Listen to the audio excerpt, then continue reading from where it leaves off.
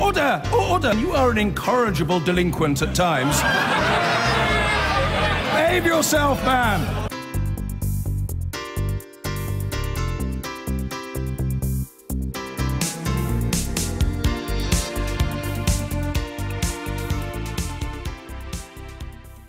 It's been 2 months since the Grenfell Tower fire, yet many survivors are still waiting for new homes.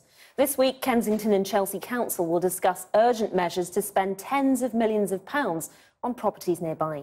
Yet the council still has a lengthy waiting list. And even though hundreds of new homes are being built, one site has got planning permission to include no affordable housing at all. How is this allowed to happen? Our business correspondent Helia Ibrahimi has been finding out. London, a global city dripping in wealth, but somehow unable to house all its citizens. With more than 1.2 million people on the waiting list for social housing across the country, charity Shelter says new research shows developers are quietly ducking out of commitments to build affordable homes, and local councils are failing to ensure housing policies are being followed. Successive governments now just haven't made social housing a priority, but we've relied on developers to provide social rent as well as products like shared ownership, but we haven't given that system teeth. So it's way too easy for developers to plead poverty and get out of what is their really crucial commitment. Here at West Cromwell Road in Kensington, Tesco's property arm had been working on redeveloping the area. But instead of following the council's guidelines and allocating 50% of the floor space to affordable housing, it has spent years negotiating down its commitment. Out of 280 luxury apartments, they wanted to build just 56 affordable homes. 47 for socially rented. They're aimed at the poorest in society, with the 9 remaining priced below market value. But over the last 6 years, these development plans have continued to change. And the biggest single factor of that change? The number of affordable homes. This mock-up of the development plans from 2015 includes just half the amount of promised affordable homes.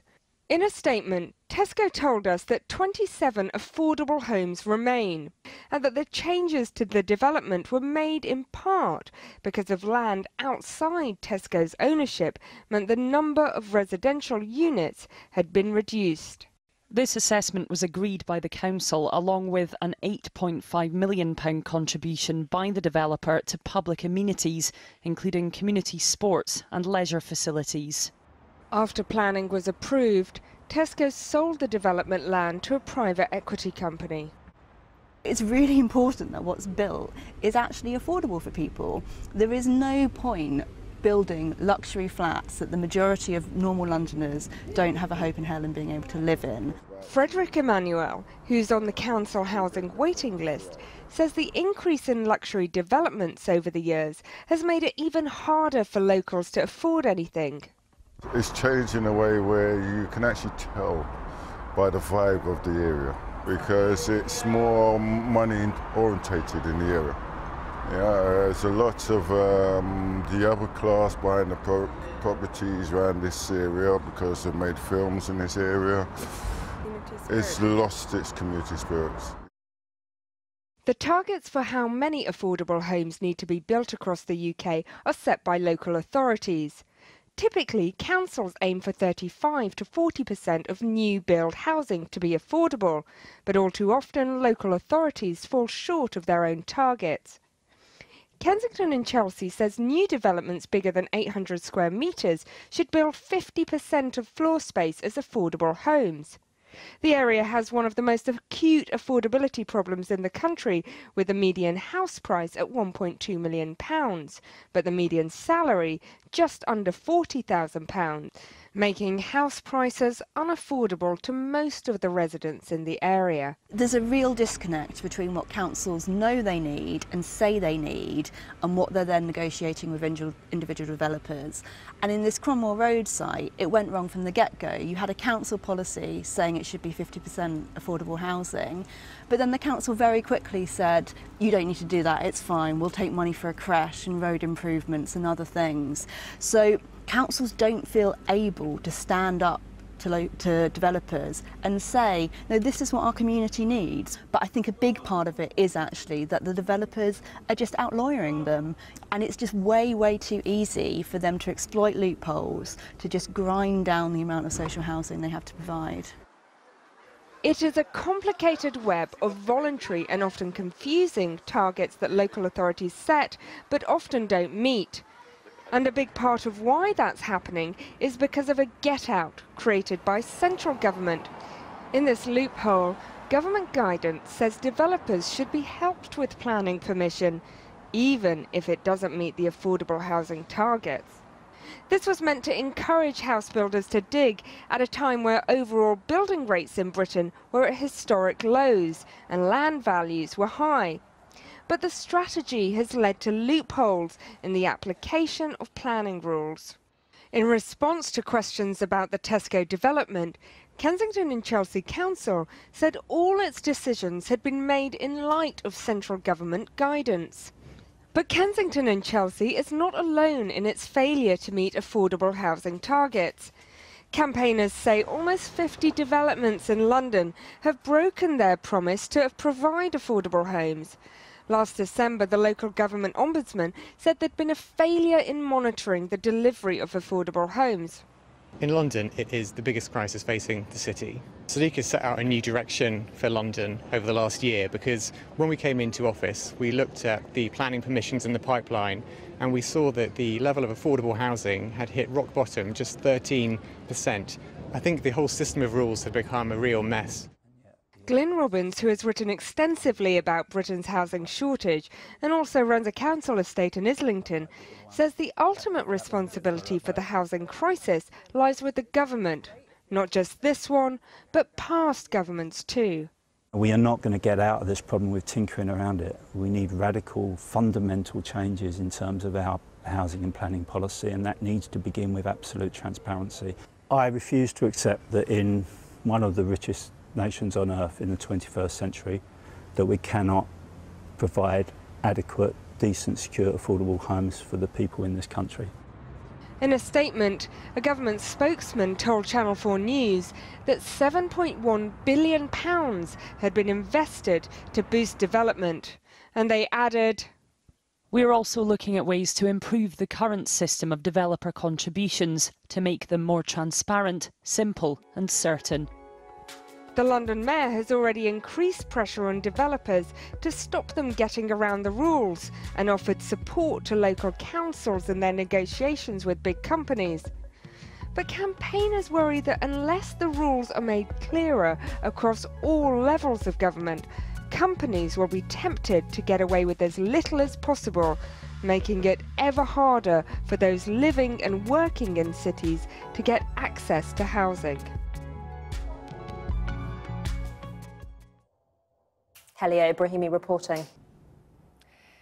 It's little more than 2 months since the Grenfell disaster, and for many involved, residents, others in the neighbourhood who watched the horror unfold, volunteers, nurses, firefighters, the imprint of that traumatic day will always be with them and hard to cope with. Only yesterday, the head of the London Fire Brigade, Danny Cotton, revealed she is receiving counselling following the blaze.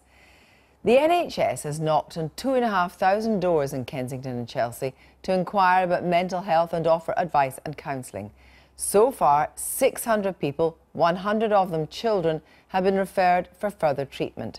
The symptoms are many and varied, including guilt that they survived when others did not. Our special correspondent Katie Razzle has gone back to Grenfell to see how people are coping.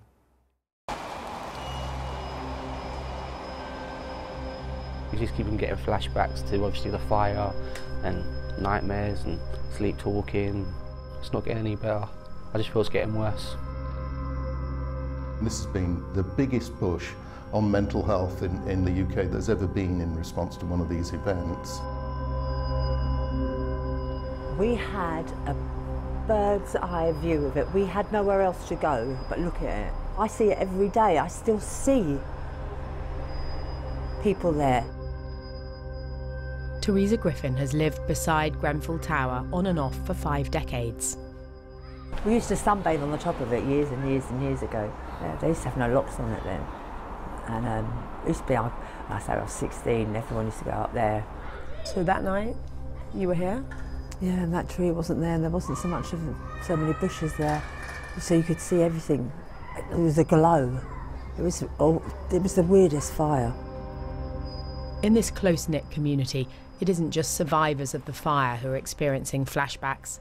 Local residents like Teresa watched, powerless to save their neighbours. I said, I can see. There was 2 people there that stood out for me. It was a friend of mine, Tony Disson. He lived on the very top floor. I've known him all my life. And he was talking to people out the window. And it's been on for hours. And then nothing. And there was a woman over in the corner and she was shouting for someone to help her kids. She didn't care about herself, she just wanted the kids. Come and get my kids. I can't find any answers in my faith. The church doesn't give me any solace at all, which is the first time in my life I've never got any answer for myself or for myself. In this vicinity, there are whole families who are traumatised. While younger children can become withdrawn and fearful, older ones react to tragedy more like adults. I have to take my daughter to bed at night. She's 14. I didn't have to do that when she was 6. And this fear that she has of her friends saying, well, why? And it's guilt. And a child shouldn't feel guilt like that. 14 years of age, that she wasn't in the fire, so she feels this terrible weight on her. She lost 2 really quite close friends. My daughter didn't know what fear was in the true sense of the word. She knows what fear is now. And that you don't always go to bed and get up. And it's something that didn't need to happen. That's the killer, that didn't need to happen. And it's down to a pound note. And that's heartbreaking because my child is priceless. And their children were priceless.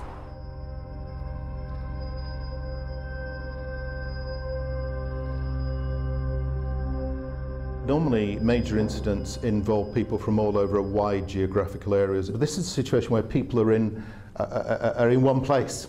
So you've got a big concentration of problems. But also people are networked together, so you can both be traumatised yourself and also bereaved, lost friends. And so that makes for a very complicated situation that kind of ripples out. NHS mental health outreach workers have knocked on 2,200 doors since the fire. This is the UK's largest ever mental health response to an event of this kind. Thank you. So far, 600 people have been referred for further treatment, including 100 children. Knock, knock. Hi, Miss. Good afternoon. Oh, hello. Come in. Thank you. Hello. Good afternoon. How are you doing? Hello. Nice to meet you. I'm Ross. And I'm Sandra from the NHS. Vasiliki's flat faces Grenfell Tower. I am fine now, thank you very much. But in the beginning, I wasn't able to sleep at all. I hadn't slept for 3 nights following the incident. Nightmares and sleeplessness are a normal reaction to a trauma. If they endure, it can be a sign of psychological problems. I am okay now. I keep busy with the community, so... Luckily for Vasiliki, her insomnia disappeared, but others haven't been so fortunate. People commonly are having sleep problems. In children, there's a lot of bedwetting. People have a heightened state of anxiety. They're reticent, they don't want to talk and communicate. And you can see both ends of that scale in one person in the space of a day as well. We're seeing a range of emotions. If I had one wish, it would be that people would be settled in their own home. And I know that's proving very difficult, but that would be very helpful. Because one of the problems if you've been traumatised is you don't feel safe. And trying to get that safety feeling back is very important. 155 of Grenfell Tower's households are still in emergency accommodation in hotels. Like Paul Meneser, who lived on the 6th floor of Grenfell and woke up in his smoke-filled flat to the sound of screaming. He's been in this hotel since the fire and says he can't be alone. Friends, NHS clinicians and even his favourite football club Arsenal have been offering support and counselling. It's not got any better at the moment. It's not got any better. For me, I feel it's getting a little bit worse. But for me, the support, like I need maybe over time it might go down a bit more of the medication, the sleeping tablets, and my friends being around me constantly. I think for me personally, it was how I got out the building, what I saw coming out of that building. It's the screaming, the shouting, the fact that you're eventually, when I did get out, how lucky I was to actually get out. And I know quite a few people that have obviously lost their lives. People like Yasin Webby, who was very, very close to. I see him on a day-to-day basis and stuff like that. Raymond Bernard, who was on the 23rd floor. He watched me grow up, held me when I was a little kid, and he was one of the first people I thought of that I was praying that they got out alive, but he was one of the first people to be confirmed dead. I'll go see my GP once a week. I'll go and see my mental health sort of nurse at least once or twice, but she calls me up on a day-to-day basis to check up on me on how I'm doing. Then I have another mental health support worker. Paul's been offered a temporary flat, but he's been clear that he won't move in until the fire brigade has checked it, which should happen this week.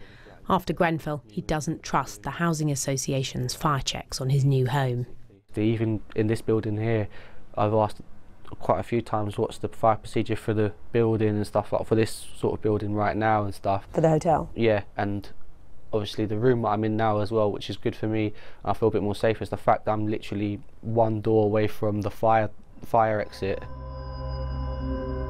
It's a little over 2 months since the fire, a very short time for a community to come to terms with something of this magnitude. All our community wants to do is get the answers and grieve and get over it. And we really want, it's not dwindling onto it or wanting to hold on to sadness. I just want to get over it, and I want to wake up in the morning and like where I used to live. For now, though, respite comes in small gestures. I go over every day. I light the candles at night time. At the place where all the tributes where all are. the tributes are and the flowers. I put fresh water in the flowers, trim back the flowers, tidy it all up. I just feel a little bit better at the end of the night when I come home. What do you think that is about? Why does it help? Do my penance, I suppose. You don't have to do penance.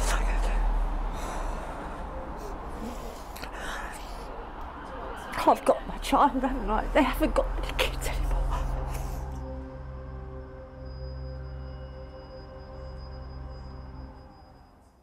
Katie Razzle there. And if you or anyone you know are affected by any of the issues raised in her film, then there is a dedicated Grenfell NHS helpline available. The number is 0800 0234650. So is it possible to recover from something like this? Tony Thompson was a superintendent with the British Transport Police and was one of the officers who dealt with the 1999 Paddington rail crash in which 31 people died and more than 500 were injured. He's now chair of the Emergency Planning Society, which advises government on disasters such as Grenfell, and he joins us from Bristol. Good evening, Tony Thompson. Good evening, Kirsty. You were there on another train coming in the line to Paddington on that dreadful day in 1999. But when you hear the voices in Katie Razzle's film about Grenfell and the range of the trauma that people are suffering, does that resonate with you? Absolutely, and we heard some people saying that they're gradually coming to terms with it. It's a long, long process. It will go on for many months and many years, and different people will deal with it in different ways. So your involvement at the epicenter of that rail crash, and you went through the carriages telling people what was happening. You stayed there for 11 days. Did that have a long-term effect on you? No. Unfortunately, it's my experience of rail crashes goes back to the Clapham crash of the 12th of December 1988, and I remember that as vividly as I do the Ladbroke Grove crash. But you learn to cope with it in different ways. I've not had to seek counselling, but you cope with things in different ways. But it never goes away. It's always there, and for the people involved in Grenfell, some will cope with it better than others. But this is a long process. In your experience, how important is it for people to receive help as soon as possible, to have, as it were, their mental state attended to as soon as possible, rather than letting them be on their own for too long? Well, the approach that we normally take is that certainly in the first few weeks we try and provide people with what we call practical and emotional support. By the time we get up to about 10 or 12 weeks, some people will be starting to make some progress. Others may need counselling in the true sense. And clearly the NHS and others are trying to identify people at risk now. But it's certainly quite normal in the first days and weeks to suffer from nightmares, flashbacks. You've got that awful shell of the tower as a stark reminder. Every time somebody looks out of their window, it's there. I've been in the area a number of times, and whichever way you look, it's there as a reminder. And a lot of other disasters, normally in the first couple of weeks, we've removed the wreckage, and people don't have that as a visual reminder. With Grenfell, it's going to be there, unfortunately, for quite some time before it's covered up and ultimately removed. So it's going to be there for a long time. Do you think that there is a difference between people who have individual tragedies and therefore their experiences of their own and not shared by other people, and then you have tragedies like Paddington, like Grenfell? Is it a different way of dealing things if you're on your own, or if you, as you say, you have a physical reminder of Grenfell, but you also have people around about you? Does that sometimes reinforce it? What is the difference in approach if you're an individual who's suffered a terrible tragedy and a whole community that suffered a tragedy? Well, absolutely. It's if you're suffering on your own. I mean, a death is a death. A loss of a loved one is a loss of a loved one. If you're part of a wider tragedy, in some respects, you can share and talk with some of the concerns. Whereas if it's your own personal tragedy, you're sharing it with your immediate family. So there are advantages and disadvantages to both. I lost a close relative as a result of a murder, and I know what it's like from the family side dealing with a murder in the family some 20 years ago. It doesn't go away. You just learn to cope with it a little bit better in small bites. Sorry to interrupt, but I was just wondering briefly if you could tell me, because of your long experience, what message do you have for all the people that were involved in the Grenfell tragedy? For a lot of people, it will get better over time. You will learn to cope with it better. It will never go away. You will never forget the people that lost their lives or are seriously injured. But slowly, with help, and that may be help from friends, people at work, from the professionals in the health service, gradually it should get better. Some people it will be more challenging, but for a large number of people over time, and I'm talking about years, it will get better slowly. The key is to talk and to try and exchange experiences with other people, but it will get better for a lot of people, but it will never go away. Thank you so much. Thank you very much for joining us tonight. Thank you.